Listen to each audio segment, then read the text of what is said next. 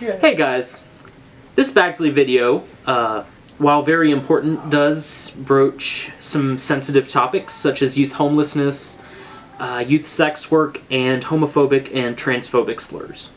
And while we feel that it is very important to talk about these issues, we also recognize that it is important for people to take care of themselves, and we just want to give you all a trigger warning in the event that you do not feel comfortable watching a video about these things. With that said, we feel that this can be a very informative video, and we hope that if you do feel comfortable, that you will learn something from this.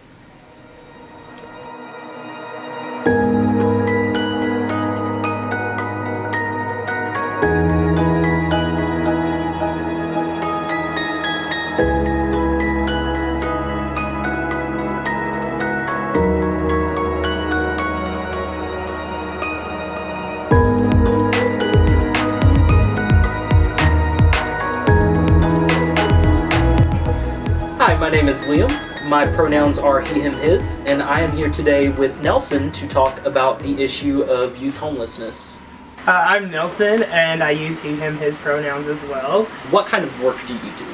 I work for a youth homeless shelter in North Birmingham, and what we do is we're just a day shelter. We're not an overnight thing, but we have showers, washers and dryers. We have all kinds of programs that we can link up the youth with, and resources for them to use while they're at our shelter. But they can just come in during the day. It's a place for them to eat and chill and kind of get ready for the day, as you know, during the week. We actually have a program in another city where it's a 21-day program for homeless youth to go to. And if they are runaways, we try to reunite them with their families. So we do have an overnight program for the youth that need it. But most of the youth we work with are 18 and up, 18 to 21. And so we try to focus more on, like, let's get you an apartment, let's get you a place to live, let's get you a job, or let's get you food stamps, let's get you whatever it is that you need in order to live on your own. What would you say inspired you to get involved in this kind of work? Well, I just recently graduated college, and I knew I wanted to be a part of something where I felt like I was doing something for the community. And myself, just be an advocate for people that are like me. You know, I'm gay, and we live in Alabama. It's really tough down here. LGBT people in general are more likely to have issues with depression, suicidality. All these different things are working against them. And I wanted to kind of get somewhere where I was working with those people and be an example for them and say, look, you know, I'm like you in a world full of people that don't seem to be like you. And I want to be there to help these people, kind of mentor them. I have not actually encountered anyone who falls on the LGBT spectrum at the shelter yet, but I have encountered a ton of homophobia. Every day, one of the kids will come in and say, you know, the F word. They'll call someone a fag or a faggot, and I really struggle with that because I know that I can't just outright say, hey, that's not cool, don't say that, because they're gonna come back at me with something even worse. And I think a lot of homeless youth are pressured to stay in the closet because the people around them in the shelters, the adults, the other kids, are very homophobic and very unaccepting of them. So I can see where that would be really difficult for someone. And that's part of the reason I wanted to be involved with this, is to you know, be an out, open person. I mean, the kids at the shelter, they know I'm gay.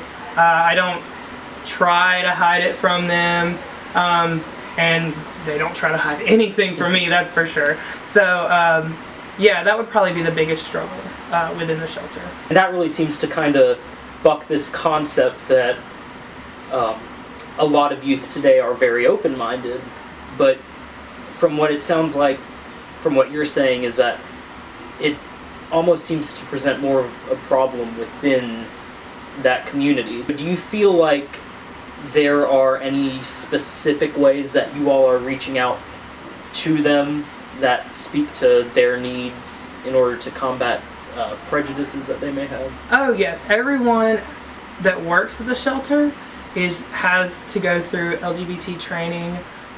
They learn all about, sensitivity, all of the lingo, all of the vocabulary that goes along with it, so that the people that work there are very accepting. We have a lot of signs around the shelter saying that this is a safe zone, this is a safe place for you to come to, no matter who you are. So while the kids around us they have issues with it, a lot of them do, the staff there, they really try to be open and make sure that any kid that does come in who might fall on the spectrum would, they would know that it's okay for them to be there. No one that works there is going to work against them. We are all there for them, no matter who we are, just like we are for the other kids. I actually tried to hold a group the other day where I taught the kids about pride, and it was really difficult. They didn't really want to listen, and in order to get them to listen, I kind of had to shift it into a talk about diversity and talk about, let's celebrate our differences, which, that was a good way, but it didn't really get to the meat of what I wanted to get to. I wanted to teach them, about the Stonewall riots. I wanted to teach them about why we have this parade every year, why gays just get out in the street every year and celebrate. And I wanted them to know, because I know that a lot of them have never heard that. And it's really tough getting through to them. A lot of times they don't want to listen to anything we have to say. They're often in survival mode about a lot of things. They come into our shelter right off the street. Like one of our kids the other day told us that she slept in a cemetery the night before. She walked into our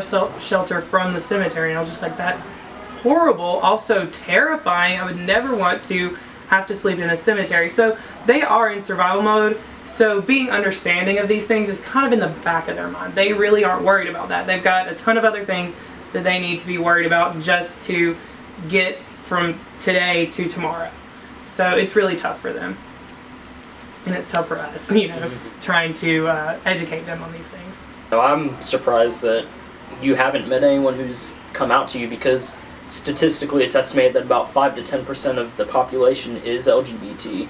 And when you look at the homeless population specifically, as we've pointed out earlier, that skyrockets to 40%. Yeah. And that's a lot to do with parents kicking their kids out for coming out to them, or the kid running away from an abuser. A lot of times, a lot of our youth have run away from their parents because, a child doesn't just run away from home, from a loving home. They're running away from something. So a lot of these kids, when we talk to them and we find out they've run away from their parents, we try to contact their family. We try to get them into family counseling. We try to get to the root of the problem and really figure out how to reconnect things that have been a really big disconnect for these youth. And the thing you said about counseling definitely stuck out to me, because I know that both for myself and a lot of other people who have spoken with counselors, it can be like a load just coming off your chest, because you get to talk about things in a private environment that won't be shared. And for some people that can mean the difference between whether they decide to make it through another day or not. And I guess the question that I have based on that is, you talked about family counseling, you all extending the option of family counseling if they do reunite with their family. Do y'all have any counselors for the youth individually? At the overnight facility that we have outside of Birmingham, there are counselors there. I'm actually friends with one of the counselors that works there, and she's actually encountered a lot more LGBT kids than I have personally, and I think it's because she is in that private space with them. She does get to talk to them in complete confidentiality. She's told me about a couple breakthroughs where she's had, you know, I'm living with her right now, and she'll come home some days and be like, yeah, I had this really big breakthrough. This kid actually came out to me as transgender, and it was a really great thing for them. And what you were saying, she said it was like a weight lifted off of them, just because they're sharing their truth now, and they're not hiding from who they are anymore, even though they've been on the streets and they've been hiding from all these other people around them. They've been hiding from abusers, and human trafficking is apparently a really big issue in Birmingham. That's one of our main focuses. My job specifically is to ride around on this van, and we go out and try to look in the little motels around Birmingham, in kind of more dangerous areas, and we look for homeless youth that may be involved in some human trafficking. So it's some really intense things that go on there.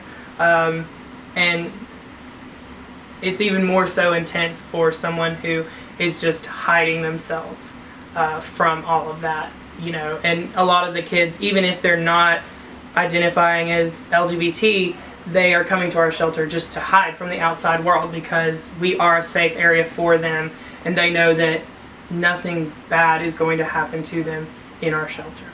So I really appreciate that. I really love what we do. You know, I'm really passionate about it. What would you say is the most rewarding aspect of it? Definitely when I see them, you know, gain success. We've got a girl that's about to move into an apartment Saturday. She's working on getting a job, so she's working on being, you know, completely sustained on her own. So just seeing the ones that come through and really take advantage of our resources, and take advantage of what we have to offer for them, to really, that's what's really rewarding, is seeing all that, basically. So I do have one last question for you. What would you say is the biggest takeaway that you want people to have from this talk? If you could condense it down into the most important thing you feel people need to know, what would it be? Definitely, if you need help with anything, there are resources out there. There are people here willing to help you. If you feel like you can't live another day, just know there's someone you can call. There's some website that you can go to. There is a place like the Magic City Acceptance Center that you can go to, and you will be fully welcomed with open arms. There's always a place like that. So that would be my main takeaway. Just, there is help out there. You don't have to be alone if you don't want to.